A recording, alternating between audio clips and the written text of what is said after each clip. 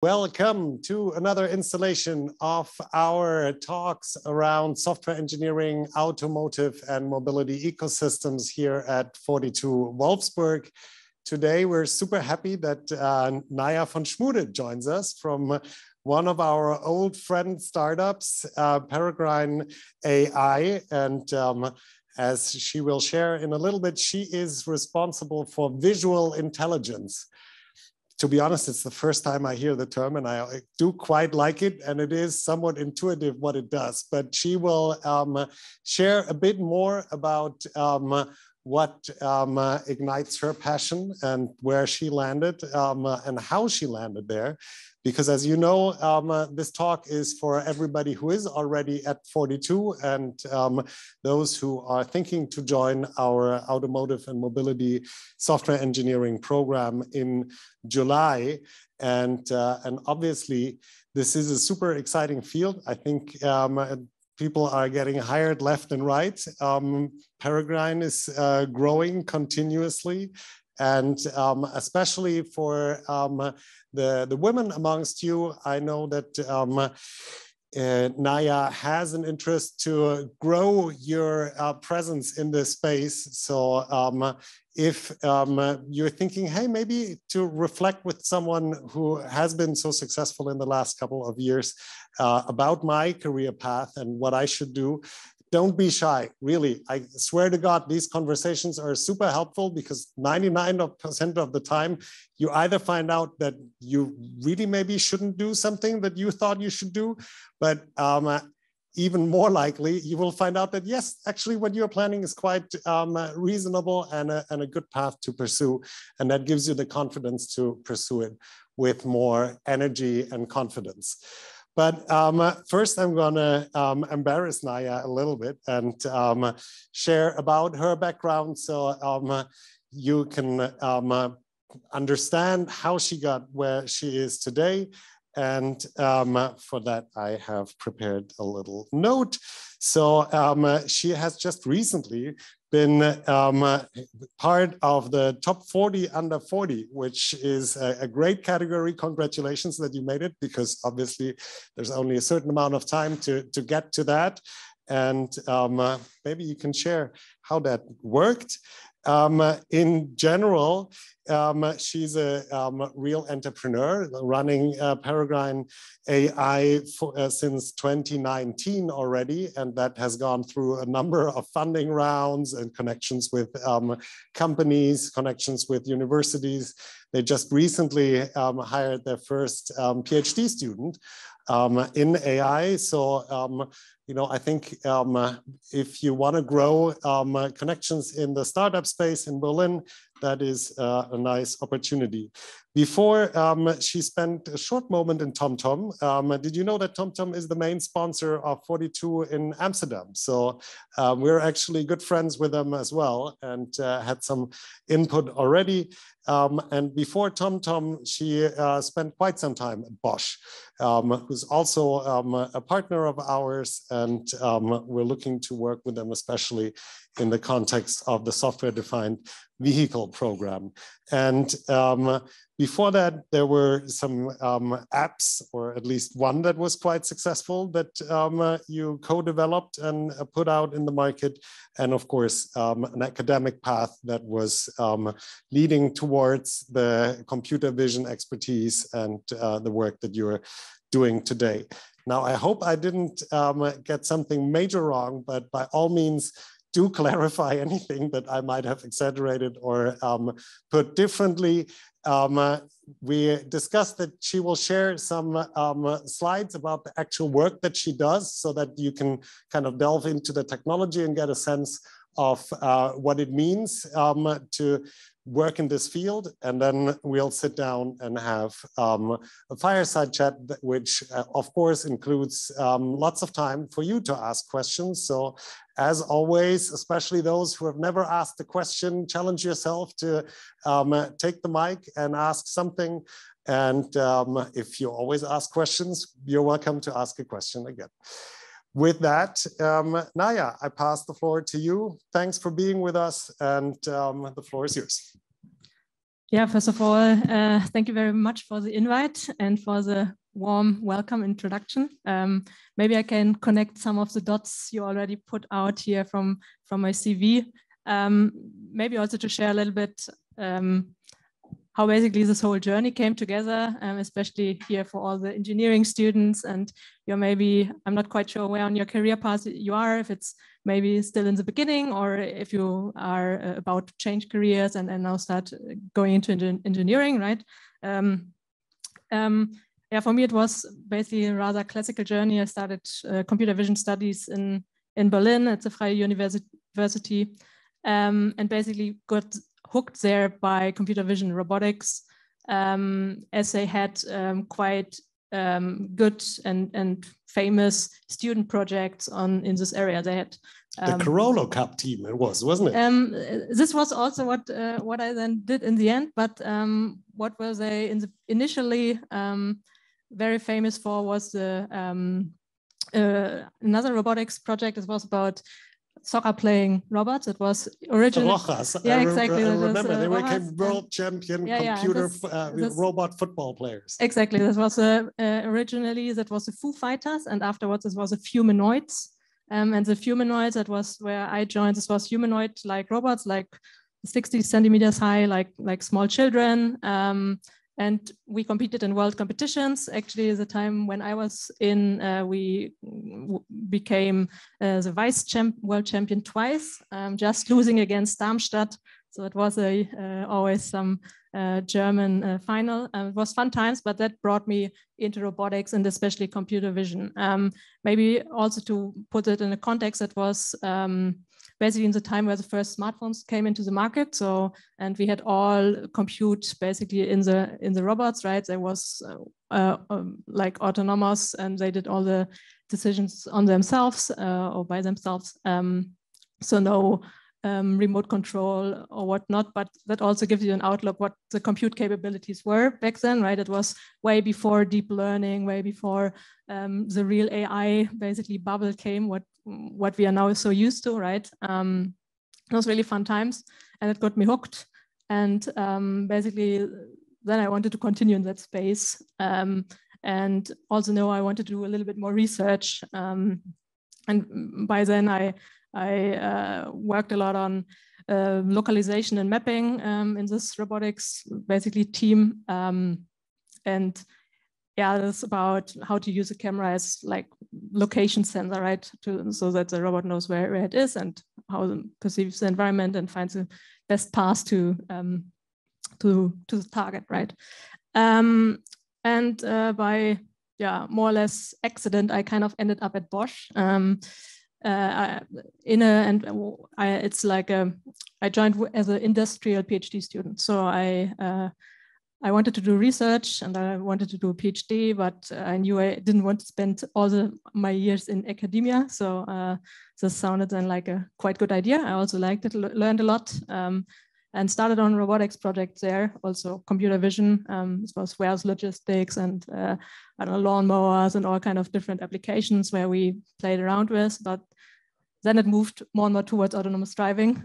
I would always say like a car is also just a bigger robot in a sense, and that, right? I mean, at least if you want to navigate it autonomously, of course, many more security implications and so on, and safety and so on. But compared to a small humanoid robot, which has basically 18 joints, you need, I think 18 or 20, I can't recall the correct numbers, joints you need to navigate, like having just forward motion and steering sounded always a little bit more simpler. Of course, it is not, right, but I'm exaggerating here. But yeah, that's how I ended up there. Spent quite a couple of years in R&D on different, as I said, computer vision product and mostly localization, mapping, and robotics and autonomous driving. And then, yeah, as I said, short stop at TomTom. I was in basically at Bosch, maybe in Hildesheim, so not so far away from here, right? So I'm because there's a computer vision lab, and then wanted to go back to Berlin. I am originally from Berlin, so my heart wanted to go home basically, and yeah, that's basically how I ended up at TomTom. They recently acquired like a spin-off basically from the former university, the autonomous driving team Autonomous, and they became their research department, which I then joined and led basically all around localization activities. Yeah, but after only a short while, like a little bit over a year, I left then to co-found Peregrine, and that's what I still do today. And yeah, I have to say I love it a lot, but it was, I mean, it was not always planned to fund something on my own, but it's a great decision to do, and I can recommend to everyone. If I may dive in here just for 1 second, because I know many of our students are thinking, yeah, you know, maybe getting hired, but funding something myself would be really cool. What was your moment? Did the others call you? Did you meet by coincidence? Was there, what would be your recommendation? And also, I know many founders say, I'd never team up with anybody that is a recipe for later trouble. Others say, you know, that's the way how to distribute the enormous pressure. What was your initial story, and how do you enjoy being 3 co-founders in the moment? Yeah, so how it all came together, basically one of my co-founders, Steffen, I knew since our studies, so we studied together, and since then always stayed in contact. And we always had like stayed in discussions to see maybe we can, in some point in time, do something on our own, but this was often very inconcrete, or like timing was not right. So we had several ideas, but I mean, yeah. And then at some point in time, I don't know, when you also knew I was back in Berlin, basically, I'm not quite sure if he called or wrote a text or something, but said, yeah, maybe we should sit again together here. There's some ideas piling up, and I also discussed with others already. And that's also how I met then the third co-founder, Jorrit. They also worked in the past together, so we all over a link knew each other. And yeah, basically already almost a year in advance, we prepared all of that, right? We basically we kicked it off with a longer over the weekend workshop, getting to know each other, like doing some first prototypes of the idea, do a lot of ideation, standing in front of a whiteboard and so on. And just to see if it could be something we all would like to do, and also would like to quit our normal jobs for, and so on, right? And of course, over time, we I think we met every week for a short call to update and have had tasks to do and so on. And at some point in time, we made a decision: do we want to do that? Do we want to go full in or not? And then, of course, it needed some coordination. When's the right point, right? Especially if you're already in a career, maybe you have a project you want to finish and so on. So you need to orchestrate that a little bit. But yeah, once we made this decision, then it was a great feeling to jump all in and start off. If I may draw an insight for you and everybody from what you just said, I think it's really prototypical and well done. If you find others during your studies, if you find people at work that you're thinking to maybe do something together, you know, don't push it too hard. Explore if it works, see if the timing is right. And life is very long. In the end, you know, 2 years later, 5 years later, 10 years later, maybe they think of you, maybe you think of them. Again, don't push it too hard. I think where I see teams crack is when, you know, there is all this, like, you have to do that. You have to try to give everybody as much space and allow them to be the best selves they can be. And then usually if your instinct is right and your idea is good, that will lead to something that actually blossoms and is successful, like Peregrine is. And I'm looking forward to understand or to hear again more, and for you to share with the audience how you have been developing it and what your technology is. Yeah, sure. Maybe that's a point to show you some of the slides I have. I mean, it's very high level slides, so don't expect too much, but if you have question, I can also dive a little bit deeper and of course give a little bit more also technical context on technologies we use and so on.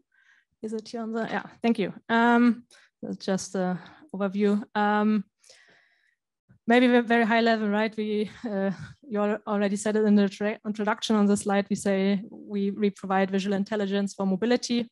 Basically, what we mean by that is that we, with our technology, of course, AI driven, really understand what is happening on the road. So we understand the driving behavior of the own vehicle, but of course also about the environment. So what kind of other objects are there, pedestrians, other cars, and how also are they basically behaving, how are the interactions, but also about road infrastructure, what's the road conditions, traffic signage, and so on. And from all this data, we can then, and insights we generate, we can mix that up in intelligent way, which then basically can be used in all kind of applications. Here it's, for example, to prevent risk, but in generally to, it aims to improve safety, efficiency, and also long-run sustainability in the mobility space. Maybe if you allow, just for those who don't know, basically the idea at Peregrine is to have dash cams installed in vehicles, usually fleets of vehicles from customers, delivery services, whatever it is. And then the providers get insights about that fleet, about the driver, about the road conditions, the various insights that Naja just mentioned. Exactly, I would have come to that in a moment, but no worries, Max, all fine. I just want to start from the other way, from the technology. And maybe just to show it in a slightly different way, what I also just said, right? We have, like you already mentioned, the cameras we put in the car. So at the moment, it's you can think of it like a smart dash cam. So we, at the moment, either jump on consumer hardware, which we can use out of the box, but also now we're actually building our own camera, which is also a tale on its own. But maybe later to that. And basically on the camera, we can have then several layers of interpretation. First, we always answer the question, so how is the vehicle operated, right? This is the typical telematics use case. Basically also looking on other sensors and the cameras like accelerometers, gyroscopes, and so on. How it's the vehicle steered, how it's is it braking, is it harsh, is it like normal, and so on. And we can then add to that the layer of the visual context and the visual understanding, right? So the typical perception system you might maybe also find in an ADAS system or autonomous driving, where you have this, what is on the road, right? As I said, are there pedestrians, are there other vehicles? How many are there, right? Is it like a full-blown, I don't know, super, I don't know, urban traffic scenario, or is it in the middle of the night and no one is there, right? And also, where is actually everything happening, right? Am I maybe too close to the other vehicle? Is someone coming in my lane, and so on? And based on that, then is a third layer, that's the understanding, right? Why are these things happening in this way, right? Of course, if you observe it over time, you can basically build up like a history, right? And infer a little bit more the context and how it develops. And of course, it would be then more the next step, also use it for a little bit of prediction, right? And anticipating what will be happening next. This basically, all this visual intelligence is basically the core, which mostly lives on, works on the camera itself. But of course, it's only one part to the story, because I mean, how we bring basically value is that we can provide these insights, these we gain from all this analysis and makes it applicable to all kind of different use cases. And for that, we have basically what we call like the Peregrine.AI engine, which sits, of course, in a cloud and basically collects all these insights on the individual vehicles to fuse it more together and to basically leverage from all millions of data points. We then get the real insights from millions of kilometers driven we see by our fleets, where we put the cameras and so on, and can that then apply to several use cases. I brought you just two as screenshots. The one is more tailored to fleets and a little bit of giving them insights on the operations, and in the other use cases here more about maps and where everything in the map is located and conditions of roads and so on. So basically, to summarize here again, right, we have cameras in cars, and as Max briefly mentioned, we operate a lot with logistic companies and last mile delivery fleets who are on the roads every day, right? They drive hundreds of kilometers per week, and then we on the one hand help them directly with the data, but we also leverage that then for other use cases. And that's just a little bit the summary. I promise I can also go a little bit more in the details of the technology. So as you see, it's kind of a broad range, right? We have embedded compute with a lot of machine learning involved directly at the edge in the camera. And then we have, of course, also a lot of cloud compute and web application stuff. So you can imagine that the tech stack is quite wide. Maybe to just give some insights. So for basically our main, what we call the Vision SDK, which is running on the cameras, it's mainly written in C++, so to be too fast and basically also be able to be run on all kind of different platforms, so to be independent of specific systems and setups. Maybe also machine learning. We basically use PyTorch as the main model or frameworks and build our own models. Also, of course, need to have a lot of focus on embedded compatibility and also to make the models lightweight so that they actually be able to be run on small footprint hardware. And then in the cloud, we have, I would say, typical, I mean, we mostly run on AWS, have Kubernetes services running, have a lot of web applications, mostly based on React, but also APIs written more on Python. We have a lot of course, data science on the data going on, which is also then mostly Python and the typical tools you probably also know. Machine learning already mentioned, but just to give some insights on what it all comes together. I'd kick it off with one technical question. Okay, Abir, I see you have also one. So I think you already described the challenge. You have a fairly small device in the vehicle. Visual data generates enormous files. If you let a dash cam run the whole time, I can not even imagine how many tera and petabytes are created. How do you handle those files? Are they actually going over the air, or is the federated learning enabling you to do a lot of the learning on the device and you only communicate the insights? Yeah, a very good question. So of course, we cannot offload these terabytes of data, right? This is not feasible. We actually, because you mentioned federated learning, we experimented with it actually in some projects, but it's not deployed over the whole fleet at the moment. How we normally, I mean, on the normal vehicles which are out there, we only use pre-trained models. And when we train the models, so that we only run inference there, not the training.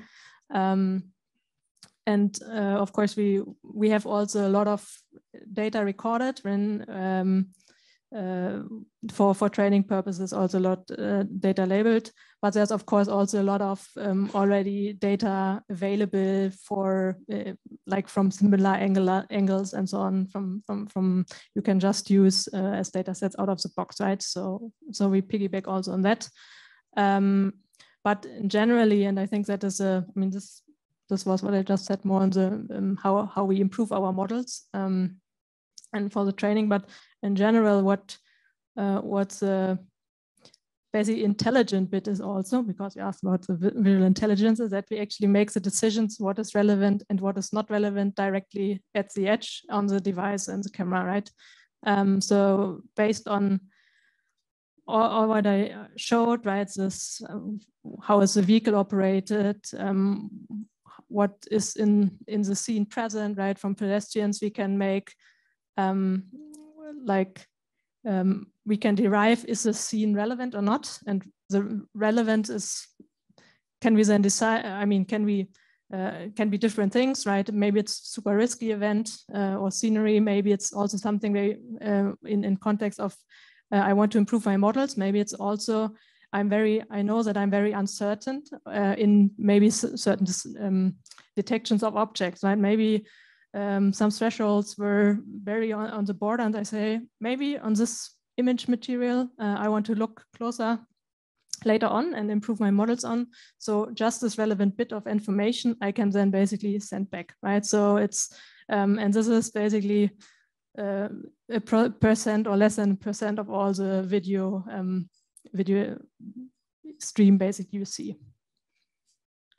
Okay, so 1% is a good number to remember. Abir, technical question.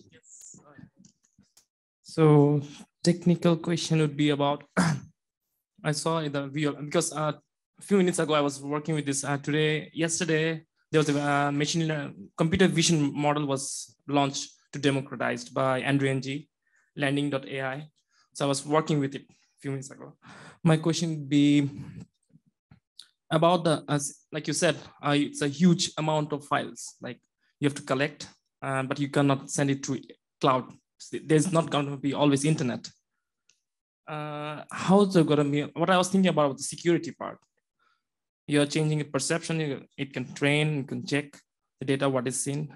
If somebody tries to access and change the scene, is there any thought about it? How we can, it's done anything on the security part of it?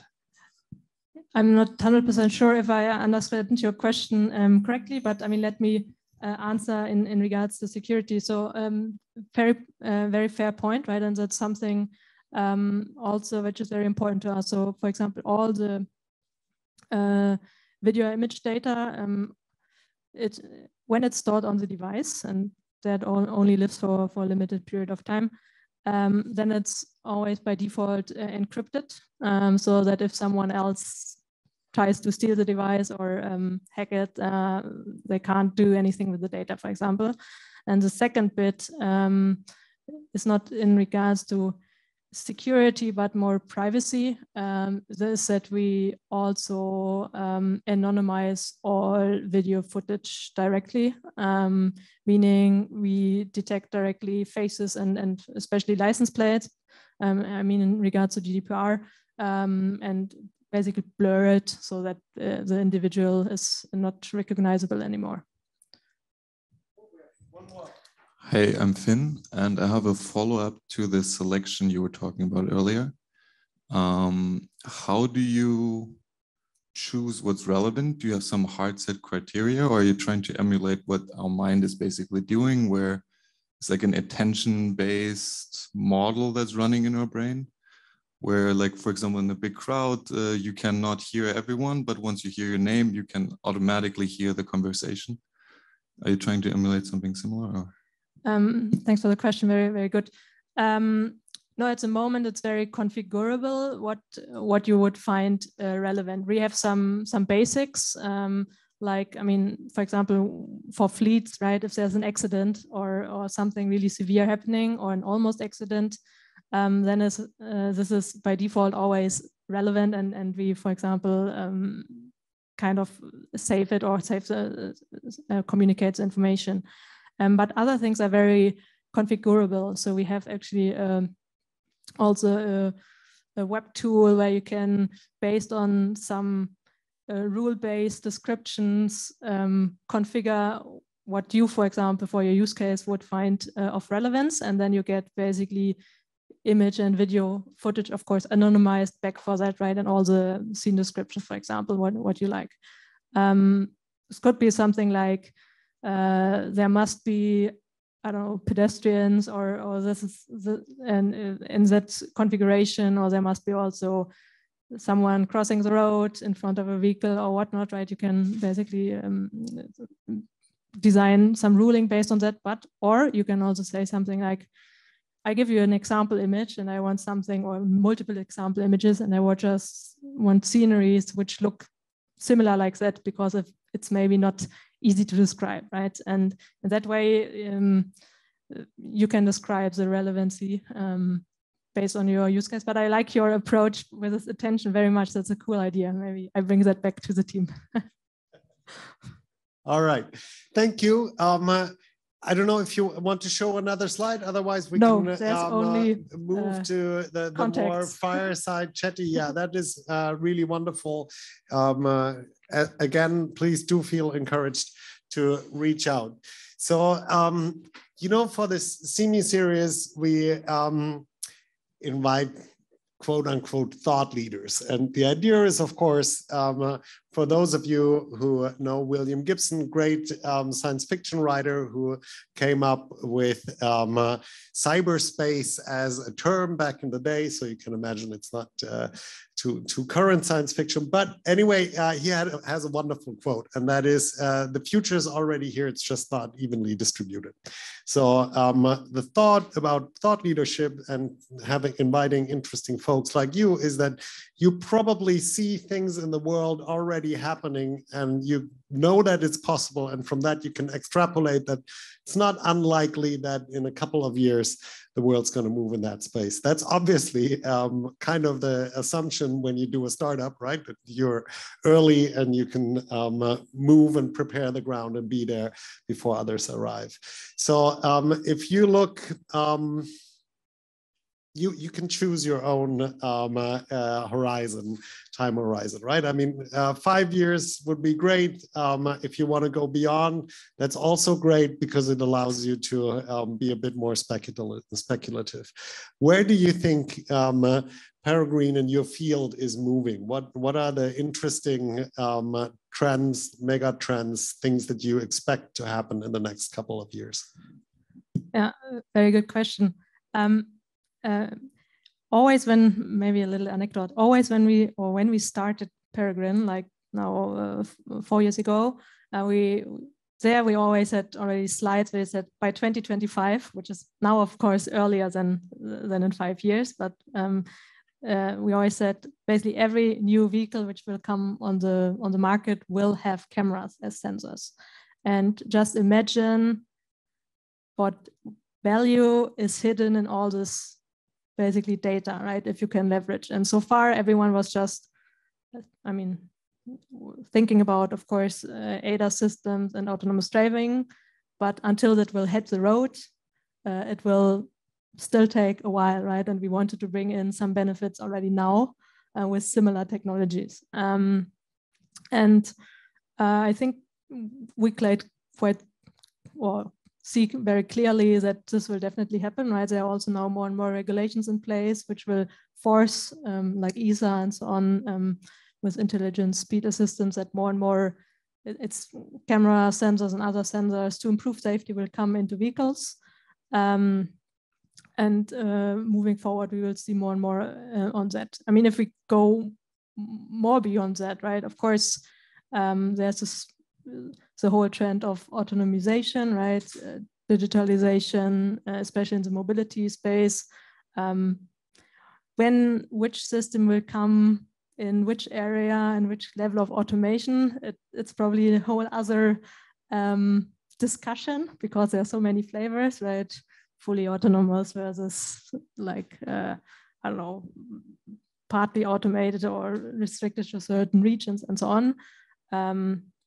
But I think that especially cars will be only one piece of the puzzle. I think going forward, more and more in the whole mobility ecosystem will change. At least that's what I would believe, especially also in regards to like sustainability goals and so on. So you probably don't want to have too many cars, especially with combustion engines on the road, right? There are also all this ruling now, all these decisions when there should be no more, at least in the EU, I don't recall the numbers, but somewhere in the 2030s, I think it was, where they say no new combustion engines on the roads, right, for new vehicles. And yeah, I'm not sure if all electric will be the answer, right? Maybe there's more mixed mobility, more public transport, maybe more autonomous shuttles and robot taxis and so on. I don't know, but I think many will change. So two observations that I'd love for you to comment on that I heard recently. Richard David Brecht commented that he doesn't think that this autonomous thing has a future, because people are just going to basically protest in cities by walking across the street whenever they want, and all autonomous vehicles will immediately stop. So you're in a continuous traffic jam. I actually thought that was a pretty stout observation that I hadn't thought about. And it was somewhat confirmed when I recently heard a podcast where they said, well, in India, nobody cares about autonomous driving. You have, all different kinds of animals and vehicles on the road. Nobody drives in the lane. Like, there is no autonomous driving in India. So, but what do you think? Probably there's a truth to both of these statements, but that is also what I meant, right? There's probably no answer to all, right? I think right, you have now already, like in San Francisco, I think, and other cities already, some of the robot taxi operations, right? And of course, this is very nice environments normally, because it's on a dry, big streets, not a lot of pedestrians. Exactly, yeah. And you have also normally it's restricted to certain areas and roads, right? So you can basically steer quite good how your system works, right? And this will definitely come more and more. But of course, there's everywhere all the time. I'm also not sure. I think at least this will still take quite a while. And I also think that probably in the beginning, people will, if it will be more present on the roads, people will try to trick it. That I also believe. So I don't know, what will happen if I just jump in front of it, right? What will happen if, I don't know, I just walk over the street, right? Just as you said. But I don't believe that this will kind of, in some point in time, will get boring, because we have tested it, right? I mean, it's the same when all the scooters came into the cities, right? And people also, I don't know, they throw them into the rivers and did dumb shit with it. But and everyone complained, and but now, I don't know, we got used to it, and I believe it will end up similarly, right? You get used to that, you know what how it works, and of course, just because they're autonomous vehicles does not mean that all the whole road and, I don't know, traffic signs and traffic lights and so on will vanish, right? There's still also ruling for pedestrians, right? That will remain. So yeah, I don't know. Especially here in Germany, we are always following the rules. I don't see that's a big problem. We also stand at the red traffic light in the middle of the night. Everybody's got to follow the rules. Cool. So as we have the next generation mobility software engineers in the audience and listening for eternity to what we're discussing, I'd love to hear your thoughts on where are interesting areas to start, and maybe some interesting experiments or projects to look into. Yeah, it's hard to answer because there's so many interesting fields, right? Especially in mobility. I mean, as I said, like more and more sensors will, I mean, not only cameras, but also others will come into the vehicles. That's something I believe. So if you're interested in I don't know, based on that, understand the environment, right? What is happening? I think looking in these fields, especially in perception systems and so on, is super valuable. But of course, there's so much more, right? Of course, all this, if you have some data, what to do with it, machine learning, AI, data science will probably also become more and more relevant because everywhere, not only in automotive or mobility, everything will become more and more digital. So more and more data everywhere with what you can also leverage, right? So there's definitely skill sets that, that will become important. And I think generally, I generally everything in regards to engineering, programming will become key, because in the future, I'm not sure if you can. They're future-proofing their careers. I think that much we can assume. Now, a part that we did chat a little bit about is that we're looking for the best 1,000 books for happy software engineers. And we're asking great people from the industry and academia to recommend us what they found to be books that maybe back in their studies they read, or just recently, and they think, wow, this is probably going to be relevant for the next 20 plus years. Are there some that come to mind that we should get for our library and make accessible to our students? Yeah, sure. I thought about that a little bit. And I actually have 4 books from which I found very valuable during my career.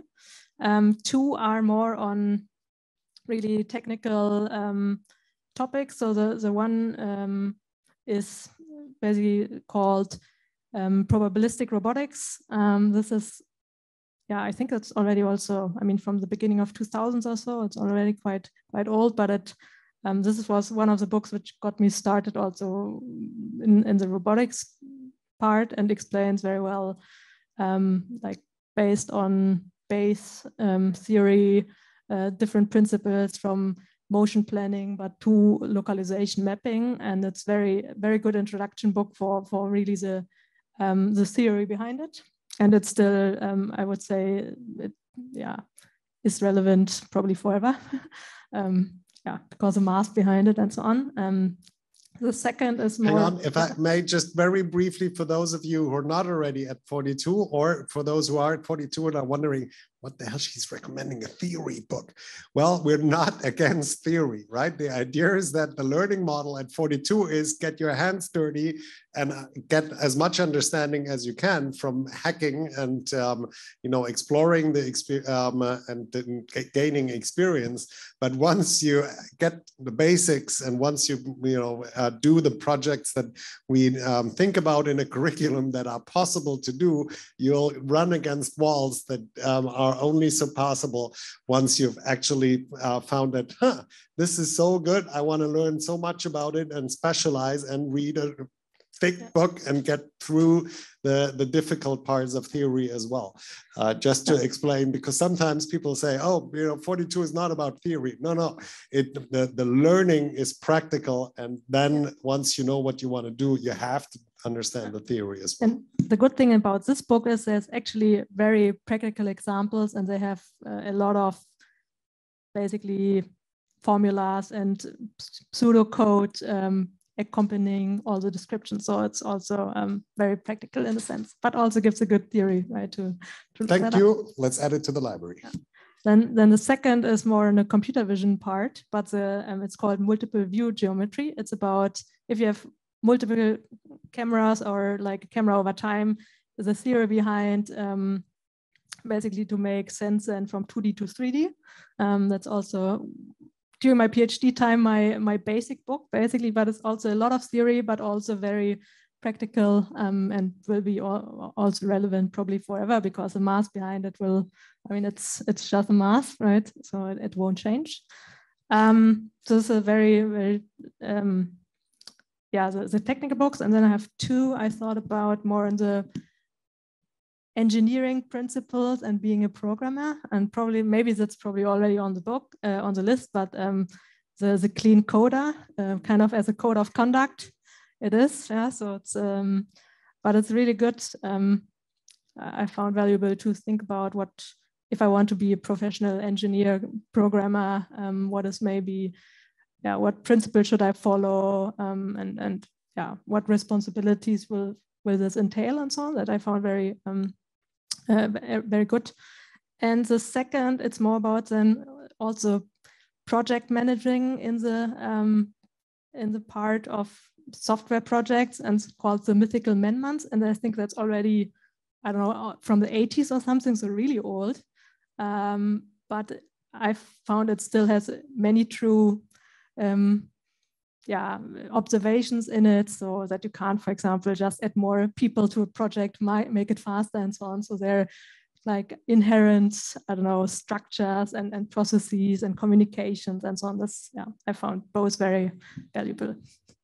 Yeah, the last two are endorsements for pieces that we already have, but really good because obviously in events like that, people hear actually about the book and making them more relevant. It's quite funny how that very basic assumption from the Mythical Man Month is still like, oh, why don't you just hire more people or build a team of 20 already to get something done quickly? Is almost like the opposite, right? Sometimes it makes it slower when you add more people to it. All right, we're getting to the last part where you guys are welcome to ask any kind of question, almost any kind. And I know that our tech lead and CME lead, Pratik, is ready to kick us off with a question. Hello, Naya. One question on the data part. So I always wonder the lifespan of data. In case of visual data, the data has a very short lifespan. You use the data and the data is worth only for seconds or minutes, and then the data is no more useful.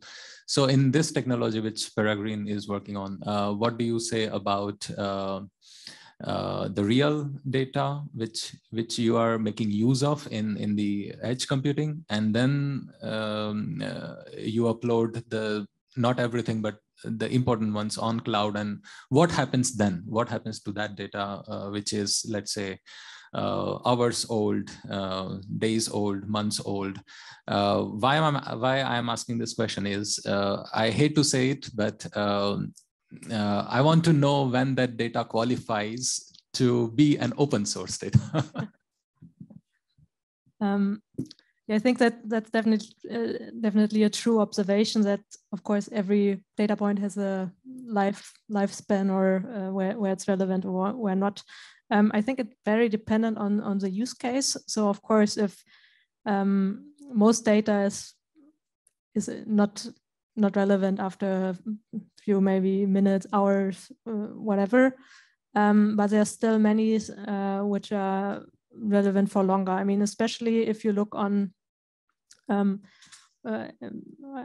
maybe briefly touched that, but everything in regards to statistics over time and so on, right? They like traffic patterns or risk. I mean, we can basically also, based on all the data, identify risk hotspots and so on. This is things which don't change so often or very slowly over time, and of course also their lifetime is then longer, right?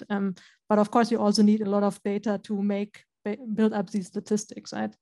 But of course, if someone is, I don't know, an observation of a pedestrian crossing the road, of course after a couple of minutes, seconds, this is not relevant anymore, right? So what was your last part of the question? Sorry. When the data qualifies. Yeah. Also very good question. I think it is hard to say when it, I mean, there's always also the question, what kind of data do you want to then make public, right? Is it, for example, really the video or image data, right? Is it in order to let others train on that? Is it the insight you generate, right? Probably after, I mean, for us, of course, having this data, this is where often the value and the business value lies in. So of course, making that directly open source would be counterintuitive for us. But of course, as you said, right, after lifespan is over, you could make it open source. There are also some, I mean, for some research projects, you also always share data, right, in limited ways. But yeah, I mean, it's a fair question. I think I don't really have a good answer at the moment to that. That's a good question. Hello. So my name is Alex. My question is about what tools you use. You mentioned C++ and PyTorch, but maybe you will give us one more hint about which mathematical tools you should use for our students. For example, linear algebra or statistics, some of these spheres. Ooh, I think I'm not sure what the team then normally uses, but when I did a lot of algebra and mathematical tools, in the end, I ended up to use Python libraries. And because originally I used MATLAB, and then if you don't have a license, it's super expensive. So then I switched to Octave, but that was then also, and then in some point in time I found out actually there are also very good libraries in Python where you basically can do the same thing, like SciPy for more scientific computing and so on, but or NumPy obviously, and I don't know how they are all called, but I in the end basically used mostly Python. But I need to ask the team if they have other recommendations. Well, we have two more guys. You have to keep it short. Maybe we collect the two and then we get the final one. Hello, my name is Anton. I have a little question about Peregrine. What is the unique selling proposition of the Peregrine? And some useful business cases.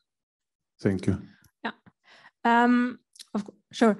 So very quickly, so the unique value proposition is that basically for example, if I say it's not now to the fleets use case, that we can deliver them like, or help them to basically, sorry, can them, oh, now I lost my train of thought, sorry, I need to go back. We can basically help them to manage their risk. That's the word I was searching for better, based on the visual data. So they have and basically train their drivers better, do their routing better for all the vehicles because they have good insights into what is happening on the road. They are kind of like, so that is what we tell them, kind of the co-pilot in the vehicles, right? From the fleet management perspective, and can hence operate them better. And that is maybe I let it stand just for this use case and don't go to the others because. Yeah, just to bounce off from this question, because then I had another idea.